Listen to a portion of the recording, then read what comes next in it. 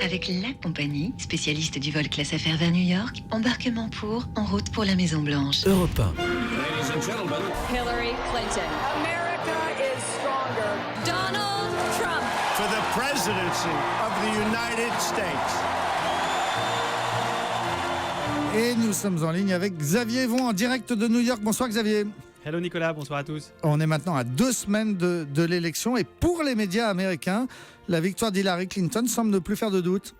Oui, le tout dernier sondage lui donne 12 points d'avance sur Donald Trump. Le Washington Post estime même que Trump a, je cite, presque 0 chance de gagner. Il ne voit plus que 3 États indécis plutôt qu'une dizaine habituellement. D'ailleurs, on a un peu l'impression dans les médias que la campagne a baissé en intensité. Aucun analyste ne voit comment Donald Trump peut remonter la pente, sauf événement extraordinaire qui ferait basculer la campagne ou si tous les instituts de sondage se trompent lourdement. Alors vous me direz, justement, ce ne sont que des sondages, mais il y a un autre indicateur très important, on en a déjà parlé, c'est le early voting, le vote par anticipation. C'est possible dans presque tous les États, comme la Floride par exemple, où l'on peut dès aujourd'hui aller dans un bureau de vote. Et comme beaucoup d'Américains sont enregistrés sur les listes avec leurs préférences politiques, républicains, démocrates ou indépendants, c'est assez facile d'avoir déjà des tendances. Et dans 2 États très importants, la Floride et la Caroline du Nord, Hillary Clinton fait déjà mieux qu'Obama à la même époque il y a 4 ans.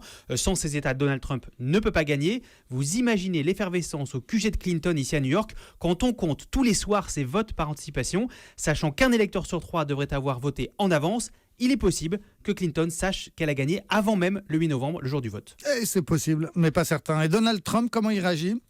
Alors il est fidèle à lui-même, les élections sont truquées, ne croyez pas les médias, mais en fait pour avoir une idée réelle de l'ambiance chez Trump, il faut écouter sa directrice de campagne et super porte-parole, Kellyanne Conway. C'est son thermomètre, elle a fait comme toutes les semaines la tournée des émissions politiques du dimanche. D'abord sur NBC, elle a reconnu ce que Trump lui-même nie dans ses meetings, il est en retard dans les sondages.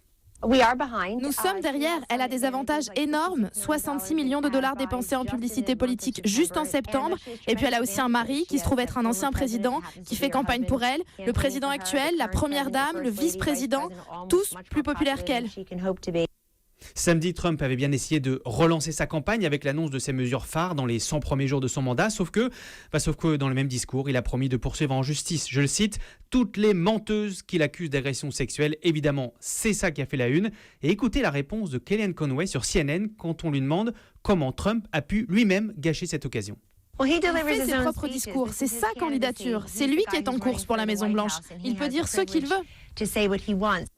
Vous l'entendez, elle prend ses distances. C'est assez symptomatique de la part de celle qui le défend coûte que coûte depuis des semaines. Kellyanne Conway, c'est la femme qui a relancé la campagne Trump en septembre. 50 ans, blonde, on ne l'a jamais vue sans un sourire ultra bright. Elle trouve toutes les justifications du monde à Donald Trump. Ça a même donné un sketch dans le Saturday Night Live, c'est la consécration. Écoutez, une fausse Kellyanne Conway qui vient toutes les 2 minutes à la télé tenter d'éteindre une polémique.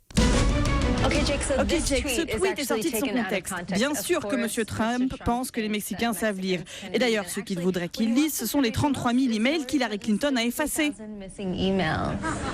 Ok, Kellyanne. Ok, oui, M. Trump a défié Obama à un concours de pénis. Et si le président voulait bien simplement présenter son pénis, nous pourrions revenir à des sujets vraiment importants comme l'emploi.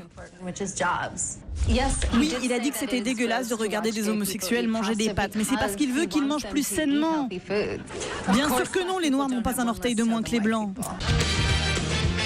Voilà, très honnêtement, on n'est parfois pas très loin de la réalité. Et s'il y a quelqu'un à qui Trump va manquer, ce sont bien les humoristes. Merci beaucoup Xavier Yvon en direct de New York pour Europe 1.